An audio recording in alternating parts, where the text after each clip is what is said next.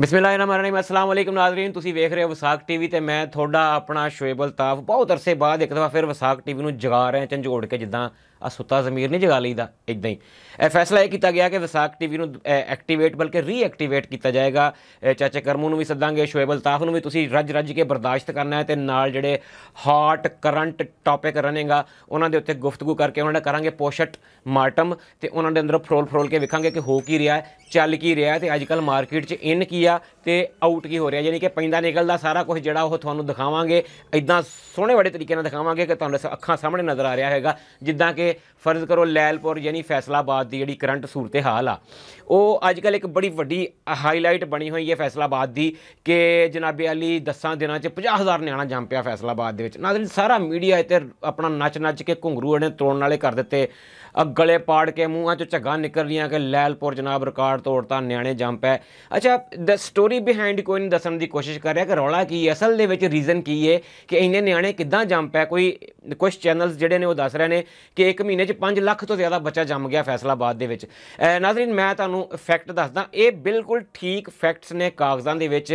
वाकई 10 दिनों के फैसलाबाद 50,000 न्याणे की बर्थ हुई है, जरूर जम्मिया है। असीं आप मेन चैनलों के उत्ते मेन स्ट्रीम के उत्ते ही रिपोर्ट किया है, लेकिन स्टोरी बिहाइंड द कर्टन जिहड़ी है पर्दे के पीछे जिहड़े फैक्ट्स ने होए ने कि फैसलाबाद समेत पूरे पाकिस्तान च गवर्नमेंट ने एक ऑर्डर दिता सी, खास तौर पर पंजाब गवर्नमेंट ने, कि 7 साल की उम्र तक के बच्चों का जिन्होंने तुसीं बर्थ रिकॉर्ड नहीं दिता होया, यूनीयन कौंसलों से अंदराज नहीं हैगा, वो तुसीं अपना जाके यूनीयन कौंसल च अंदराज करवा सकते हो बगैर लेट फीस तो, बगैर जुर्माने तो बगैर किसी जिन्होंने असीं पंजाबी च कहने बक बकवास तो।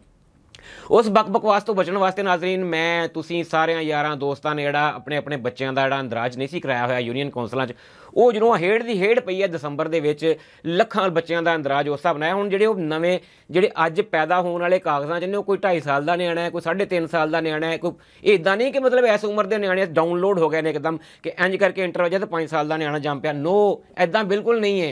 ये बेसिकली बच्चे वो ने जिहड़े दुनिया से आए हुए उन्होंने किसी 2.5 किसी 3 किसी 4 साल हो गए ने, कागज़ां च उन्होंने अंदराज है नहीं सी। इस साल के जो रश पिया तुसीं किते खिदमत मरकज़ां दी अपना देखो सूरत हाल, तो लंबियां लंबियां लाइनां लगियां ने, बीबियां बंदे शहरी साडे जिहड़े ने खज्जल खुआर हो रहे हैं कि बच्चों का अंदराज किसी तरीके नाल हो जाए। हुकूमत नूं भी असीं यही दरखास्त करांगे कि अच्छा बड़ा अच्छा इकदाम है बच्चों नूं लीगलाइज उन्हां दी एंट्री करने वास्ते, तो जे हफ्ता 10 दिन किते एक्सटेंड कर दिओ ना किते डेट जिहड़ी आ, ते बहुत सारे होर लोग ऐसे जिहड़े फायदा उठाना चाहुंदे ने और वो लेट ने या कारोबारां दे सिलसिले च नौकरियां दे सिलसिले दे विच जिहड़ा वा मेरे कैमरामैन समेत बड़ा इंज कर रहा कि मेरी भी गल कर दिओ, जिहड़े ना वो तो फायदा चुक लैणगे। गौरमेंट नूं चाहीदा कि कम अज़ कम 10-15 दिन इहनूं होर एक्सटेंड कर दे ताकि बहुत सारे लोग जिहड़े ने वो अपने वो बच्चे जिहड़े दुनिया ते आए हुए ने उन्हां नूं कागज़ां च भी दुनिया ते लैके आ जाण। उस तो बाद एक छोटा जिहा होर इशू जिहड़ा अज दा करंट टॉपिक ये है कि इस्लामाबाद हाई कोर्ट ने PDM नूं अड्डी थल्ले दे दित्ता।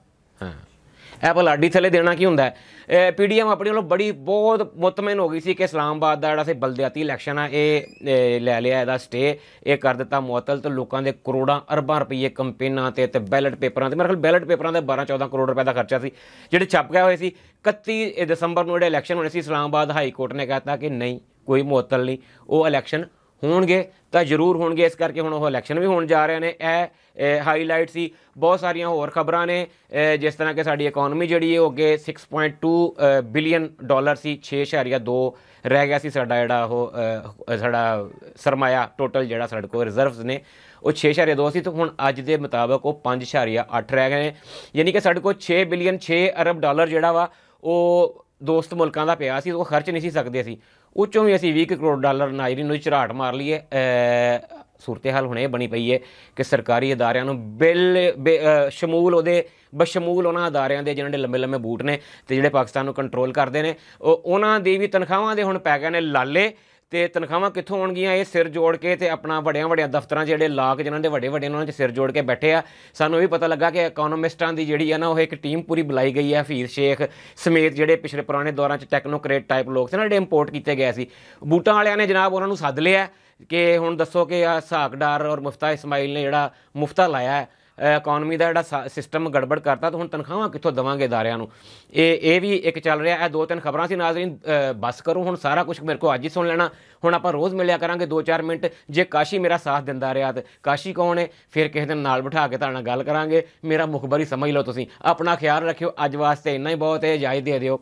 रब राखा।